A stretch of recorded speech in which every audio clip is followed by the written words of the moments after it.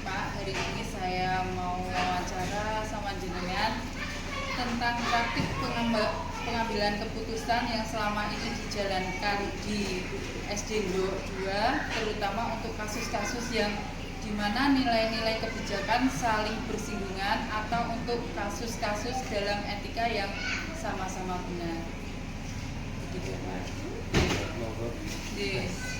Yang ingin saya tanyakan di sini yang pertama, selama ini bagaimana Pak Kusnan dapat mengidentifikasi kasus-kasus yang merupakan dilema etika atau rujukan moral? Ya, kalau ada kasus seperti itu ya rujukan moral itu kan berarti ya ada sesuatu yang saya harus mengikuti, umpama itu salah saya ikutan gitu ya. Nah, kalau seperti itu ya kita istilahnya tadi identifikasi, kita mencari informasi, jangan sampai belum tahu duduk permasalahannya kita mengiyakan istilahnya. Ya. Berarti mengidentifikasi nih Pak intinya tentang masalah itu. Ya, tidak langsung diterima lah gitu. Terus selanjutnya Pak, selama ini bagaimana jenengan menjalankan pengambilan keputusan di sekolah jenengan, terutama untuk kasus-kasus di mana ada dua kepentingan yang sama-sama benar atau sama-sama mengandung nilai kebijakan? Ya, tentunya secara singkat ya, secara urgen ya harus melihat peraturan atau istilahnya mana yang perlu didahulukan ya. Tapi sama-sama benar, tidak ditolak tapi ada prioritas di paling enggak dan semuanya ya saling disatukan nanti gimana ini setuju apa enggak kalau ini kalau yang berdua kan benar semua, enggak ada yang salah. Terima kasih.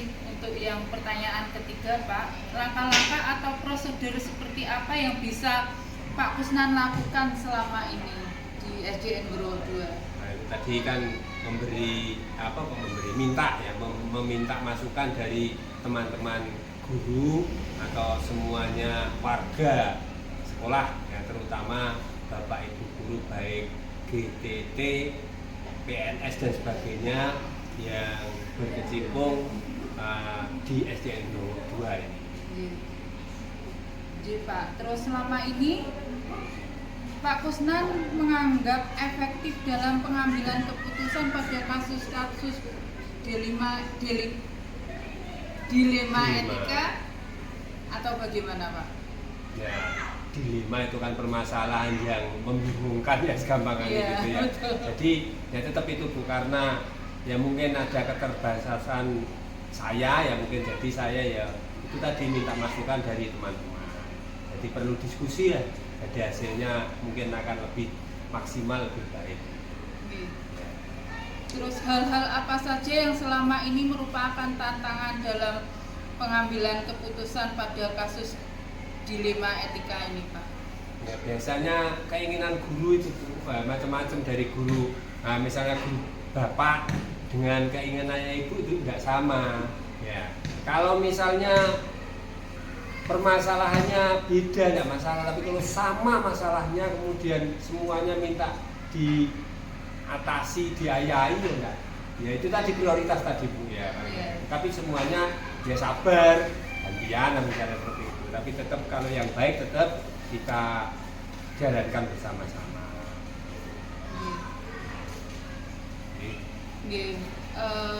Terus selanjutnya Pak, jenengan memiliki sebuah jadwal tertentu dalam sebuah penyelesaian kasus dilema etika.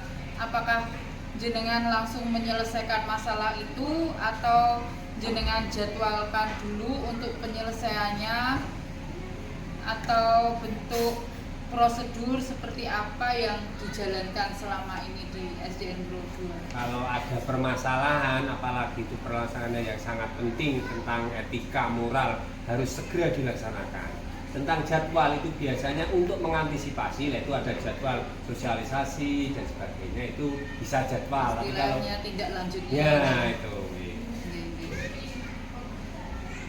Ada adakah seseorang atau faktor apa yang selama ini mempermudah atau membantu Pak Kusnan dalam pengambilan keputusan di kasus dilema etika ini, Pak? Ya, tentunya ya Pihak-pihak pihak-pihak selain dari Bapak Ibu guru, tentunya pihak-pihak semuanya stakeholder yang membantu sekolah, itu baik orang tua atau masyarakat sekitar dan sebagainya. Jadi itu akan lebih baik. Yang terakhir Pak, dari semua hal yang telah jenengan sampaikan tadi, pembelajaran apa yang dapat Bapak petik dari pengalaman Bapak mengambil keputusan dilema etika? Ya, mohon maaf ya, karena di sini ya status saya sebagai kepala sekolah, apa ya istilahnya, rangkapan ya, baru 2 bulan, belum genap. Ya tentunya pembelajaran yang saya ambil, ya terima kasih kepada baik dari atasan kita semuanya ya, seperti pengawas dan sebagainya. Saya akan lebih pengalaman ya kan istilahnya itu Bu ya. Mungkin di SD yang Keraseh sana tidak menemukan sesuatu hal yang seperti Ibu tanyakan itu, di sini ada mungkin ya, jadi akan lebih pinter lah, kan, lebih pengalaman. Demikian. Saya kira cukup ini Pak yang saya tanyakan, dan terima kasih atas jawaban yang diberikan Bapak. Semoga apa yang diberikan Bapak bermanfaat untuk kami. Mungkin kapan-kapan.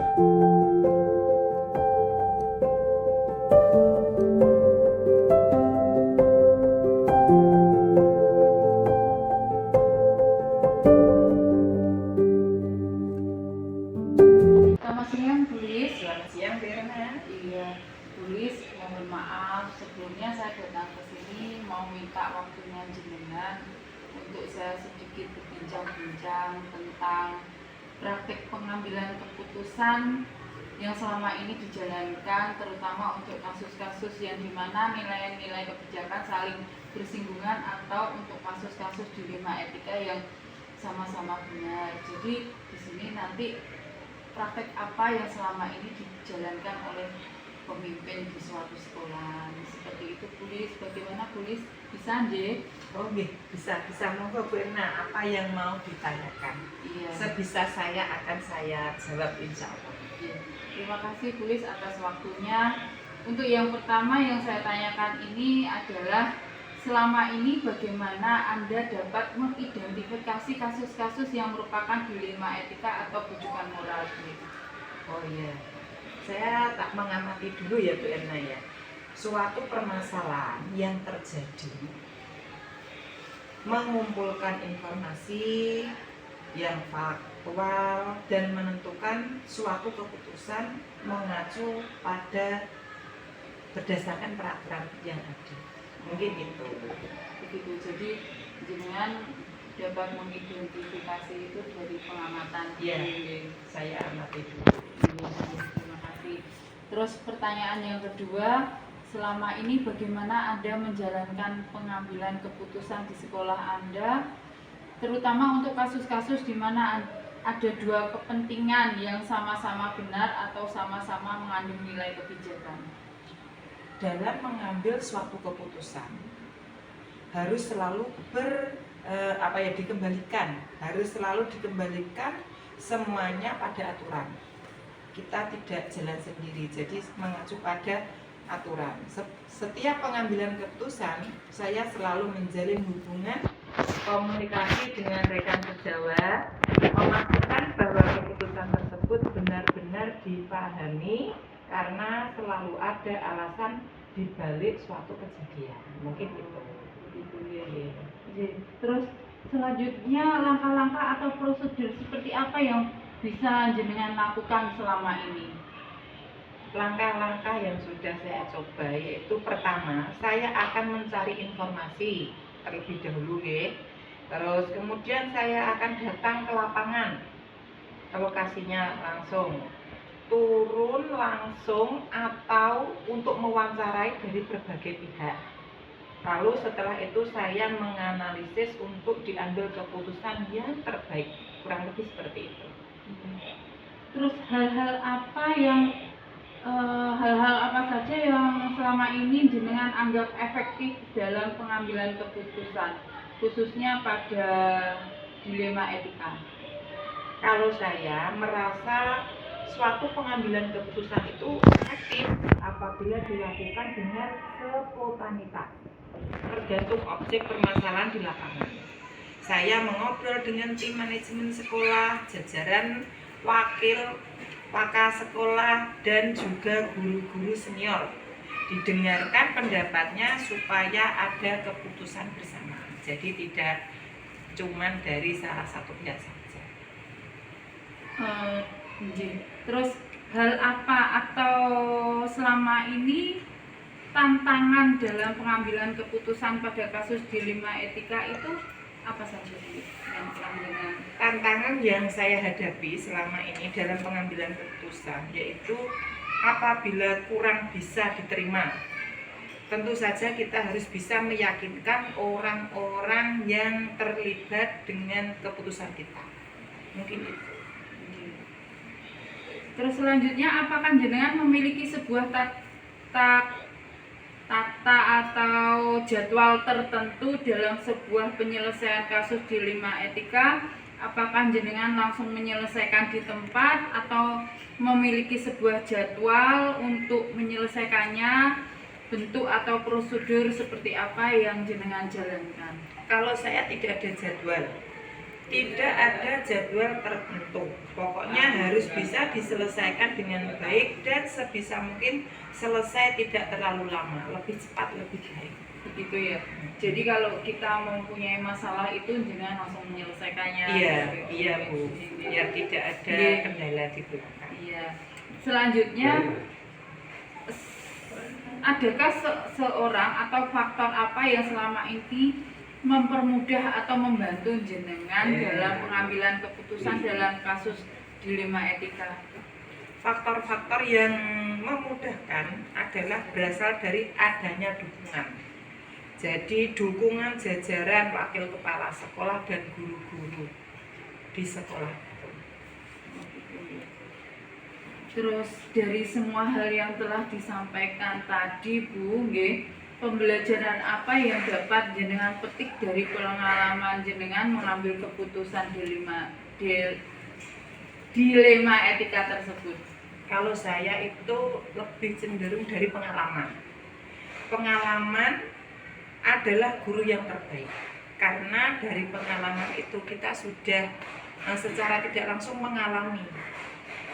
Jadi kita belajar dari berbagai kejadian yang setiap kasus permasalahan yang terjadi di lapangan. Jadi pengalaman itu yang membuat kita bisa tahu di lapangan. Mungkin itu. Ada lagi? Sudah, Bu Lis, terima kasih sekali. Jawaban yang jenengan berikan sudah cukup memuaskan dan mewakili semua pertanyaan dari saya. Saya kira cukup sekian, Bu Lis. Terima kasih waktunya. Sama-sama. Selamat siang. Mohon diri.